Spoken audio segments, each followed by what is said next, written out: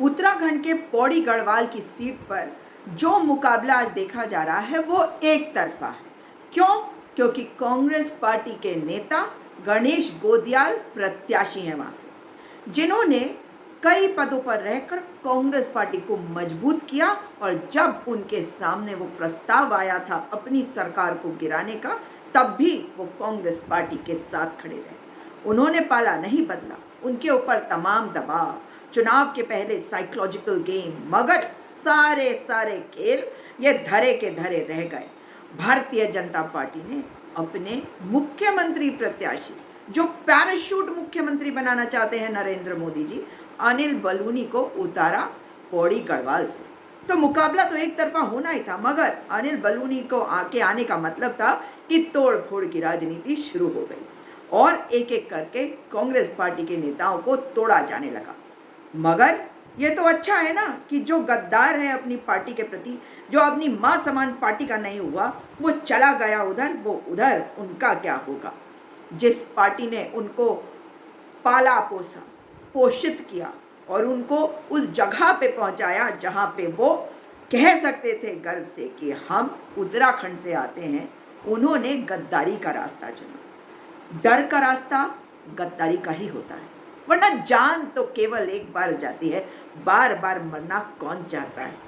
ये जो भ्रष्ट है, ये जो गलत है, ये जो कायर है, और एक कायर तानाशाह के लिए कायरता सबसे बड़ी उपलब्धि है, क्योंकि वो कायरता को पहचानते हैं और जानते हैं कि कायरों को अपनी तरफ ला सकते हैं। मगर ये सब करने के बाद जब अनिल बलूनी जी ने देखा कि उनकी तरफ तो नहीं आ रहे लोग, इतना पैसा बहाया, इतना संगठन का इस्तेमाल अपने किया, इतने आरएसएस के संगियों को लेकर घूम रहे हैं, मगर जनता पूछ रही है सवाल कि अंकिता भंडारी के मामले में आज तक मुंह क्यों नहीं खुला।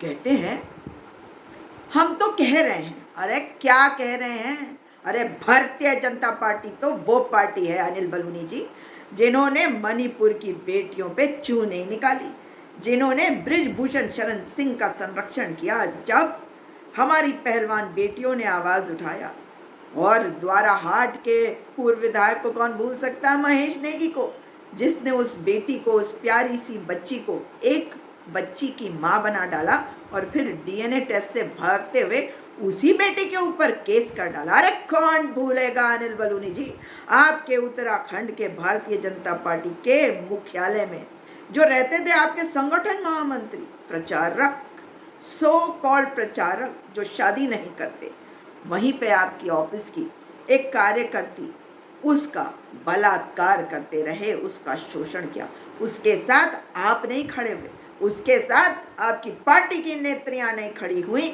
उसके साथ बड़े नेता आपके नहीं खड़े हुए। कितने छोटे हैं ये लोग। और वो बेटी एफआईआर दर्ज कराने के लिए दर दर की ठोकरें खाती रही। आपका संगठन महामंत्री संजय कुमार इधर से उधर भेज दिया गया, बस कहानी खत्म। और साथ में ये भी बताइए कि क्या हुआ सुरेश राठौर के ऊपर भी तो एक केस दर्ज हुआ था ना, बलात्कार का, आपकी पार्टी की एक कार्यकर्ती के द्वारा, मगर मुंह में ताला बंद। और अनिल बलूनी जी पौड़ी से लड़ने चले हैं। ये तो बताइए कि अंकिता भंडारी के विषय में आपका कहना क्या है। ये सवाल है मेरे आपसे, जवाब भी दीजिएगा, जवाब चाहिए, जनता के बीच में आकर दीजिए। कहिए तो बातचीत कर लेते हैं कहीं खड़े होकर, लेकर आप ये करेंगे नहीं, क्योंकि आप डरते हैं, डरपोक हैं आप अनिल बलूनी जी, डरपोक। पैराशूट से आए हैं, दिल्ली की राजनीति करते हैं और दिल्ली में बैठे हैं, इसलिए राज्यसभा भेजे गए हैं। अपने क्षेत्र के लिए आज तक क्या क्या किया, क्या आपकी उपलब्धियां हैं, उनमें से कुछ गिनाकर आप ये नहीं कह सकते कि आपने जनता के लिए कुछ किया। अग्निवीर योजना आई, आपके मुंह में ताला क्यों पड़ा रहा? आपको नहीं पता था कि आपके गांव से भी घर घर से बेटे जाते हैं, सेना में भर्ती होते हैं, कोई सूबेदार, कोई और बड़ी पोस्ट पर रिटायर होता है, उसे कितनी चीज़ें दी जाती है देश के द्वारा, क्योंकि देश का सम्मान, देश की सुरक्षा, देश की रक्षा में वे अपनी जान की बाजी लगा देते हैं और कई बार कुर्बान हो जाते हैं। आपके मुंह से तो आवाज़ नहीं निकलेगी, क्योंकि पुलवामा की घटना पे सवाल तो हुए ना सतपाल मलिक के और उत्तराखंड के जो वीर 4 जवानों की शहादत हुई, उस पर नहीं कुछ कह पाएंगे कि जो बात कही थी सतपाल मलिक ने उसका जवाब नहीं दे पाएंगे। उसके अलावा जो और हमारे नौजवान जिन्होंने अपने प्राण गंवाए वो अग्निवीर बनने नहीं चले थे, मगर आपकी आवाज़ नहीं निकलेगी। और केंद्र में आपकी कितनी भी पैठ हो, केवल मुख्यमंत्री की सीट तक ही आप पहुंच सकते हैं। उतना ही आपका कद है, वो भी जब आपका केंद्रीय नेतृत्व मोदी जी आप पर रखेंगे आशीर्वाद का हाथ, वरना नहीं है आपके अंदर कोई भी ऐसी खूबी कि बन सके आप मुख्यमंत्री। मगर भाजपा में तो कोई भी बन जाता है और कोई भी हट जाता है। तो धामी जी को आपसे खतरा है, लेकिन खतरा आपको है, खतरा जनता से है, क्योंकि जनता आपसे पूछ रही है सवाल और इसीलिए आप भाग खड़े हुए हैं। आप बता नहीं रहे कि आखिर अंकिता भंडारी की हत्या करने वालों के साथ भाजपा क्यों खड़ी है। केवल पद से हटा देना काफ़ी नहीं, एसएसपी बदल देना काफ़ी नहीं, एसएसपी के बदल जाने के बाद वहाँ पर आग लग जाना, इलेक्ट्रिकल शॉर्ट सर्किट हो जाना, जबकि बिजली काट दी गई थी वहाँ पर, ये सब इत्तेफाक नहीं है। उत्तराखंड की जनता जानना चाहती है कि अंकिता भंडारी के परिवार से कितनी बार मिले आप, क्या सांत्वना दी उनको आपने, और क्या भरोसा दिलवाया। वीआईपी का नाम बतलाया, उनको न्याय का भरोसा दिया, कुछ भी नहीं दिया ना। अनिल बलूनी जी, ये देख रही है जनता और पहचान रही है। और महंगाई से त्रस्त जनता को आप ठेंगा दिखा रहे हैं और पैसों की हनक दिखा रहे हैं, खरीद रहे हैं आप विधायक, आप तोड़ रहे हैं कांग्रेस पार्टी के नेता, मगर ये आपका चरित्र दिखा रहा है। और जिस जनता को आप सोचते हैं कि आप जानते हैं, समझते हैं, अंदर ही अंदर वो क्या सोच रहे हैं आप ये समझ नहीं पा रहे हैं। आज वो उसके साथ खड़े हैं जो अंकिता बेटी के साथ, जो अंकिता भंडारी के माता पिता के साथ, उसके परिवार के साथ है। आज वो उसके साथ हैं जो बेरोजगारों की समस्या को समझते हैं, जो बेरोजगारों को वो सपना साकार करते हुए दिखाएंगे जब वो सरकार में आएंगे, यानी कि कांग्रेस पार्टी, राहुल गांधी जो बात कर रहे हैं युवा न्याय की। उन बच्चों को 30 लाख सरकारी नौकरियां केंद्र की सरकार में जो खाली पड़े हैं वो भरे जाएंगे। उन्हें भर्ती भरोसे के साथ पहली नौकरी पक्की बताई जाएगी, दिलाई जाएगी 1 लाख रुपए की अप्रेंटिसशिप। उनके लिए स्टार्टअप फंड खोला जाएगा 5,000 करोड़ रुपए का। गिग वर्कर्स के लिए सम्मान के साथ वो जी सकें उसके लिए कार्य किया जाएगा और उनकी सामाजिक सुरक्षा का ध्यान दिया जाएगा। महिलाओं के लिए, जिन नारियों को भाजपाई और संघी तो कुछ भी नहीं समझते। और मुझे याद है कि आपके संगठन महामंत्री ने उस बेटी को क्या कहा था जिसका उत्पीड़न किया था संजय कुमार ने। आपके नेताओं ने क्या कहा था संजय कुमार प्रचारक हैं तो क्या हुआ, उनकी भी शारीरिक ज़रूरतें होती हैं। अरे थोड़ा सा काम कर लो, उनकी शादियां करा दो। ये चुनाव क्या लड़ रहे हो गणेश गोदियाल जी?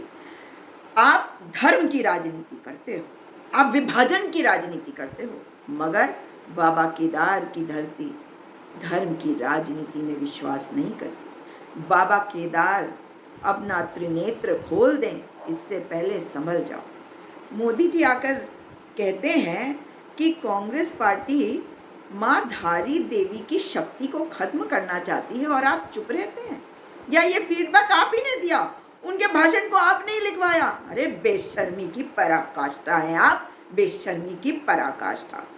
देवभूमि में जो रहता है ना, उसे अपने आचरण को ठीक रखना चाहिए, अनर्गल बातें नहीं करनी चाहिए और झूठे आरोप नहीं लगाने चाहिए। मगर यही तो बता रहा है आपका डर, आपकी कायरता, क्योंकि आप जानते हैं कि आप जीत नहीं सकते और भाजपा का होने जा रहा है सुपड़ा साफ, पूरी तरह से सफाया, और आप इस बात को अच्छी तरह जानते हैं अनिल बलूनी जी।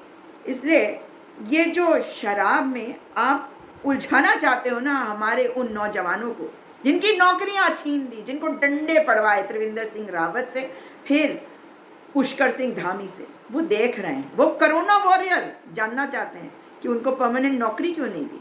हम खत्म करेंगे सरकारी विभागों में कॉन्ट्रैक्ट की नौकरियां, कांग्रेस करेगी जब कांग्रेस की बनेगी सरकार। मगर ये तो बताओ आप कि जब नौकरियां नहीं दे पाए तो अब उन्हें शराब पिला के उसमें उलझाना चाहते हैं आप, वरना सिस्टम तो आपका है भाई। और अगर सतपुली के बॉटलिंग प्लांट में 9000 पेटियां अलग अलग ब्रांड के पकड़े गए हैं, और वो इसलिए क्योंकि गढ़वाल के बेटे गणेश गोदियाल को पता चल गया और उन्होंने शिकायत करी, उन्होंने मौके की नज़ाकत को समझते हुए अपने लोगों को वहाँ पर भेजा ताकि वो वहाँ पर नज़र बना रखे। कंप्लेंट के समय पे क्यों भाग गए अधिकारी? अब तक उन पर क्यों नहीं हुई कार्रवाई? भाई ये तो इलेक्शन कमीशन को भी बताना चाहिए। और साथ ही मुख्यमंत्री जी, जिससे खतरा है वो बोतलें ला रहा है, और इतनी बोतलें कि पूरा उत्तराखंड पी के नशे में जा सकता है, वो केवल पौड़ी गढ़वाल में। आपने तो पिछले चुनाव में मुख्यमंत्री जी साड़ियाँ बांटी, बिंदियाँ बांटी, पैसे बांटे, सबने देखा। अब अनिल बलूनी के लिए क्या आप ही जाएंगे पैसा बांटने और साड़ी बांटने और बिंदी बांटने? और शराब कौन बांटेगा? वही जो लैंसडाउन में हुआ था, वो हमने भी देखा था, वही जो तब पौड़ी में हुआ था। लेकिन लोकसभा 2024 का चुनाव, मेरे प्यारे साथियों, आपका चुनाव है। आपका भाई, आपका बेटा, आपका साथी, हम सबके बड़े भाई गणेश गोदियाल जी मजबूती से लड़ रहे हैं आपके लिए, आपके प्यार की अपेक्षा रखते हैं। इतने कठिन समय में बहुत आसान है दबाव में आ जाना, वो दबाव में नहीं आए, वो हिम्मत के साथ आपकी आवाज़ बनकर खड़े हैं। और मेरी आपसे यही दरख्वास्त है, मेरा आपसे यही विनम्र निवेदन है कि किसको देना है वोट, अब इसके बारे में केवल एक हो सोच। हाथ बदलेगा हालात। और गणेश गोदियाल जी आपका अपना बेटा है, आपका अपना साथी है, उन्हीं को देना है आपको अपना वोट, अपनी स्थिति बेहतर करने के लिए।